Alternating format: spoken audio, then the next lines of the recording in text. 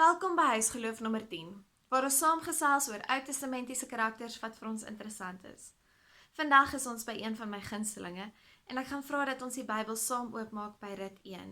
Julle kan dit lees en dan kan ons verder gesels. Naomi is regtig deur 'n moeilike tyd. Eers moes sy trek as gevolg van hongersnood en dan sterf haar man in hierdie vreemde land. Teen die tyd wat haar 2 seuns sterf, is sy regtig weerloos. Weerloos beteken dat sy nie regtig iemand het om vir haar te sorg of iemand het wat haar sal beskerm nie. Sien, in daardie tyd het vrouens mans nodig gehad om vir hulle te sorg.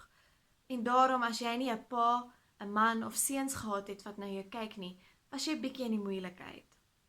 Rit se situasie is ook moeilik. Sy is nou 'n weduwee met die dat haar man gesterf het. Maar sy het die kans om weer te trou, maar haar kans is beter as sy in die land van Moab bly. Tog, ten spyte hiervan, besluit Rit om saam met Naomi te trek. Sy sê vir Naomi, jou land is my land, jou God is my God, en waar jy gaan, daar sal ek gaan. Wat so besonder is dat Rit kies die moeiliker pad vir haarself.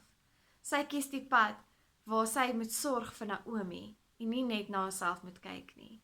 Sy kies die onselfsugtige pad, en daardeur seën God beide van hulle.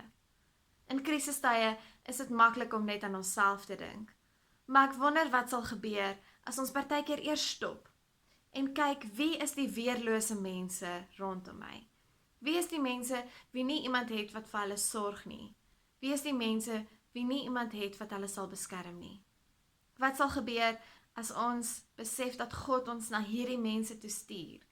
Nie na hierdie mense te stuur nie, saam met hierdie mense stuur.